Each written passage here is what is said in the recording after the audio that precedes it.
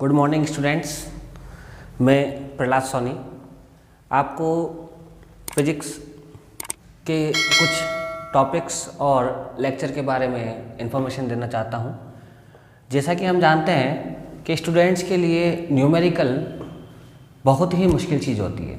मैं अभी स्टार्टिंग आपको फिजिक्स का बेसिक नॉलेज के साथ करना चाहता हूं और इसके बाद मैं आपको इसमें न्यूमेरिकल किस तरह से सॉल्व करते हैं, कैसे उनको निकाला जाता है, कैसे उनकी लीगल जो इन्फॉर्मेशन है आप उनको प्राप्त कर सकते हैं, उसके बारे में मैं आपको एक छोटी सी ट्रिक के बारे में समझाऊंगा। सबसे पहले अपन बात करते हैं देखो साइंस की। देखो साइंस होती क्या है। हमने अभी तक एक डेफिनेशन पढ़ी है कि प्रकृति के क्रमबद्ध अध्ययन से प्राप्त सुव्यवस्थित ज्ञान को हम विज्ञान कहते हैं। परंतु एक जनरल वे में हम देखें तो साइंस का हिंदी नाम होता है विज्ञान। क्या होता है? विज्ञान। विज्ञान यहाँ पर अगर हम इसको देखें तो वी प्लस ज्ञान से मिलकर बना है। वी का अर्थ यहाँ पर होगा विशिष्ट या एक विशेष प्रकार का, और ज्ञान मतलब जानकारी। तो किसी भी वस्तु के बारे में एक विशेष प्रकार की जानकारी प्राप्त करना ही क्या कहलाता है? विज्ञान कहलाता है। अब देखो ये जो साइंस वर्ड है, ये साइंस बना है लैटिन भाषा के सेंटिया नामक शब्द से। काय से बना है? लैटिन भाषा के सेंटिया नामक शब्द से। ये जो सेंटिया शब्द है, इस सेंटिया शब्द का अर्थ होता है टू नो या जानना या जानकारी प्राप्त करना। अर्थात एक विशेष प्रकार की जानकारी प्राप्त करना ही क्या कहलाता है? विज्ञान कहलाता है।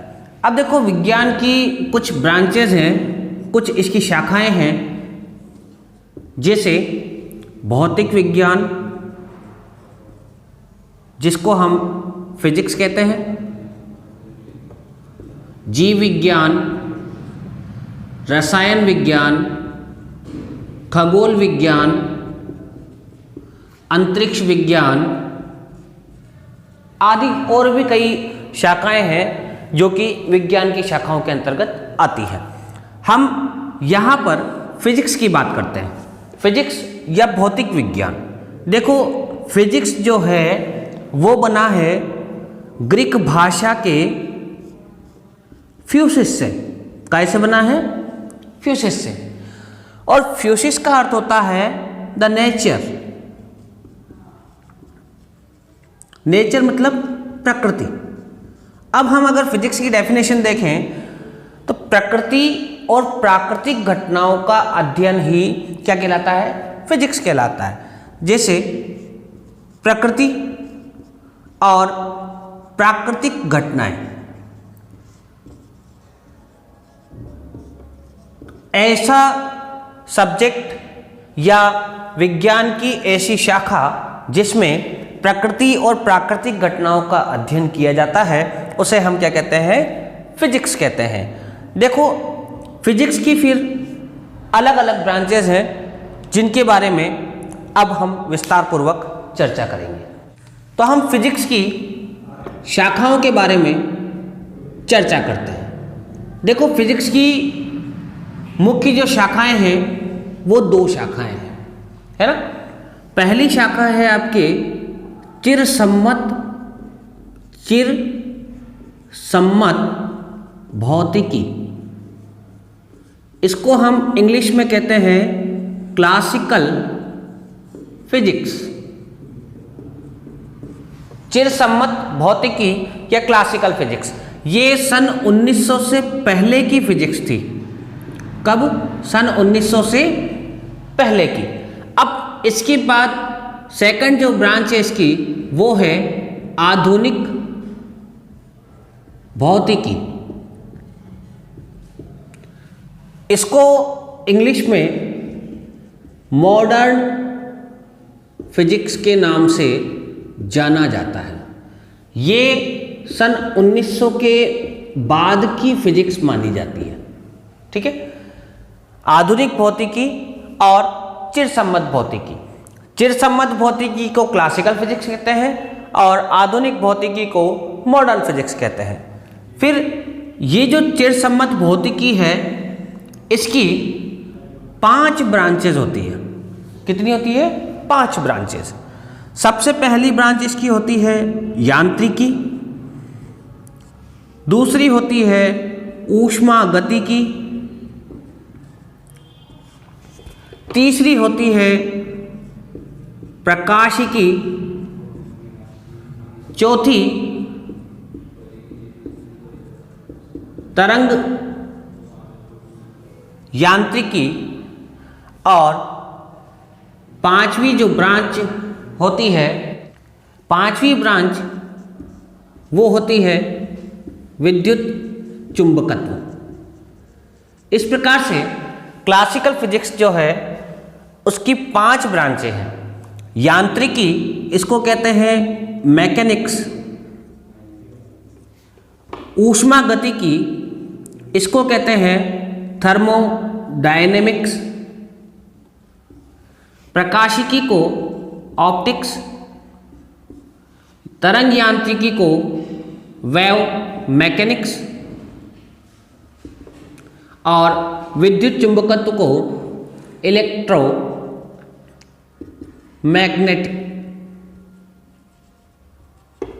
ये 5 प्रकार की ब्रांचें चिरसम्मत भौतिकी की होती हैं। इसी प्रकार से आधुनिक भौतिकी की 4 ब्रांचेज होती हैं।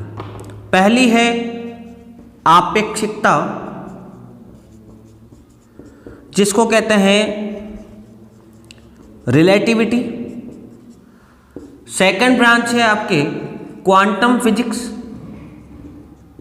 या क्वांटम भौतिकी, इसका इंग्लिश नेम क्वांटम फिजिक्स है।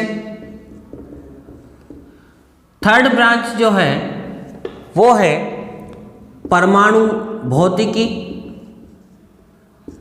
एटॉमिक फिजिक्स और लास्ट जो है वो है नाभिकीय भौतिकी, जिसको न्यूक्लियर फिजिक्स के नाम से जाना जाता है। तो इस प्रकार से फिजिक्स की हमने 2 ब्रांचें देखी, एक तो चिरसम्मत भौतिकी और एक आधुनिक भौतिकी। चिरसम्मत भौतिकी की 5 शाखाएं हैं, mechanics, thermodynamics, optics, wave mechanics और इलेक्ट्रोमैग्नेटिज्म।